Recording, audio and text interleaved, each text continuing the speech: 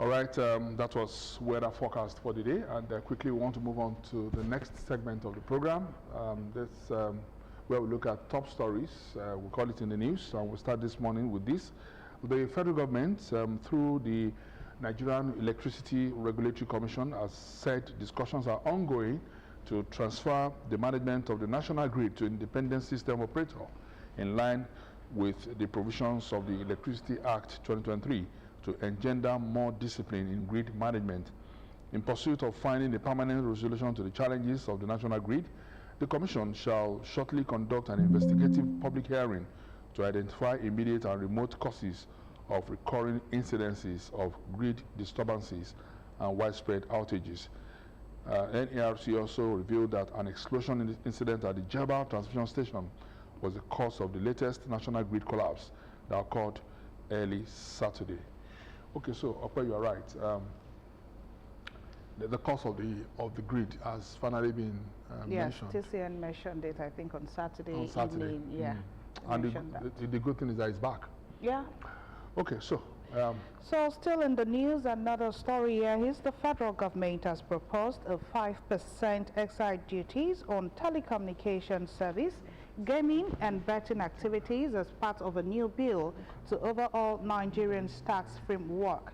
The proposed legislation seeks to introduce excise duties on services such as telecoms, gaming, gambling, lotteries, and betting provided in Nigeria. Services including telecommunications, gaming, gambling, betting, and lotteries, however described provided in Nigeria, should be charged with duties of excise as the rate specified under the 10th schedule to this act in a manner as may be prescribed by this service.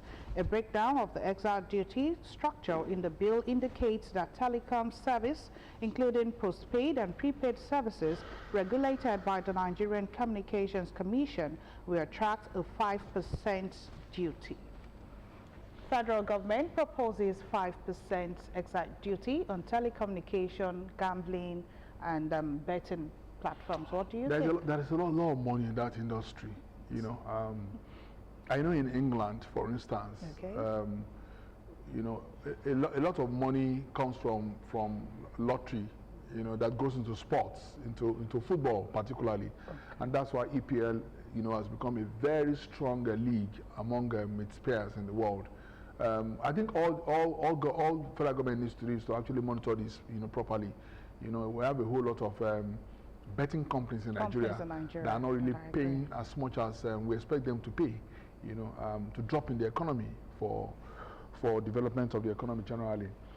All right, that was a good move, and from there we'll go to this one. World Bank has urged the federal government to review and approve yearly budgets that are based on realistic economic plans to help improve the lives of Nigerians. The Apex Bank said government's focus on key fiscal areas would reduce debt risks and create more space for development and poor spending. According to the latest World Bank's Nigeria Development Update report, the policy was listed as part of 4 key recommendations to help the government sustain and deepen ongoing economic reforms. According to the World Bank, the federal government must first build on progress towards market-reflective pricing. Second, continued progress on non-oil revenue growth through tax reforms and improved administration, which is vital, and all that. Okay, World Bank urging federal government to review and approve yearly budgets that are based on realistic economic plans. Realistic, that's the operational word. Yes, realistic. Still in the news this morning, the Central Bank of Nigeria released $547.7 million as of June 30, 2024 to Nigerians for the importation of food items in the second quarter of 2024.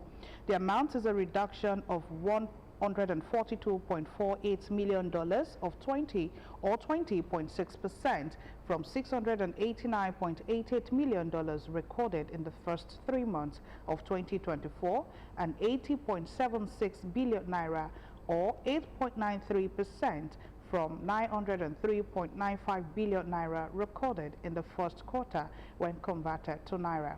This implies that the CBN released a total of 1.73 trillion naira for food items importation in 6 months, according to data from the Bank Quarterly Statistics Bulletin. The Apex Bank also allocated $153.27 million in April, $197.21 million in May, and $197.22 million in June. CBN releases $547.7 million in first quarter of 2024 to Nigerians. Food importation. Yes, food importation. But I mean, it doesn't make any economic sense, you know, for us to continually import food when we actually can grow our food here in Nigeria. And I think that's why the government has been advocating for agriculture, for people to have farms, to go to farms, for us to actually, you know, grow our own food. That way we don't need to keep importing. And I feel that way the economic, I mean, it's going to add to the economic value of the country. When you produce what you consume, you know, you're going to engender employment too, because some people will have to do all of that, you know, because I have a very big worry about rice, for instance. You know, rice has become it's the commonest now, and and that's what everybody talks about. But then, how much of that are we producing? You know, we can talk about the steps that Ogun State government has actually taken in the first instance. I mean, look at the clusters that we have in Ogun State. Or is it the same story in other parts of Nigeria and all that? You know, so that we rely less on rice from Thailand, from, you know, those countries, from other parts of the world and stuff like that. Anyway, quickly to this one, no fewer than 2,421 complaints of misconduct have been filed against personnel of the Nigerian police force between 2021 and the first quarter of 2024, according to media reports on various government complaints receiving agencies. The agencies include the Ministry of Public Police Affairs, National Human Rights Commission, Complaints Response Unit of the Nigerian Police, and the Public Complaints Commission. The alleged misconducts cover a wide range of issues, including harassment, extortion, unlawful arrest, unjust detentions, and killing of citizens. The Nigerian police at the receiving end. Oh well, I don't know. You know, because these issues are documented, and that's why we know of them. But I think we hear less of stories of harassment of police, because these days when you drive, you know, around town and you see, I mean, I've actually fallen in love with the conduct of police. I don't know, maybe it's just in Abeokuta here. They see you, they just allow you go and all that. They check papers when necessary. I don't know. Maybe they look at our faces. Considering it used to be the other way around, when people say police harass them, but this time, I mean, it's the people harassing. But you can't also fault these statistics. You know? So, but then we always want our police to be. Police is your friend. Well, that's what they say, you know. But are they truly? Are they actually your friend? Have you had a crush? Not a crush, but police is your friend. I mean. Okay, so the last one, yes, saying, in a record-breaking deportation flight, 44 Nigerians and Ghanaians were forcibly removed from the UK on Friday, marking a significant surge in immigration enforcement. The Home Office confirmed the action as part of a broader crackdown on immigration, which has seen the deportation of over 3,600 people since the Labour government came to power in July. Deportation flights to Nigeria and Ghana have been relatively rare, with only 4 recorded since 2020, and prayer flights carrying significantly fewer individuals, ranging from 6 to 21 people. The recent flights, which saw 44 deportees, more than doubled the numbers seen in previous removal. One of the 4 Nigerian men held at Brooks House Immigration Removal Center near Gatwick before their deportation, while his ordeal said he has been in the UK for 15 years, seeking asylum, and expressed his distress, saying he has no criminal record, but the Home Office has refused his claim. UK deports 44 Nigerians and Ghanaians. an accusing finger going to Labour Party. Oh, well, that's the Labour Party That's in the the Labour UK. Party. That's the Labour Party in the UK. Well, maybe that's their policy, you know. So I think it has to do with the surge in Japa. So, I mean, everybody wants to Japa these days, but a lot of people are traveling illegally. And if you get caught, definitely you'll be deported. So even if you want to Japa, make sure you are going via a legal route. Yeah, I agree with that. But the issue is why do people want to Japa? You know, it's been a question that has actually provided answers over the years.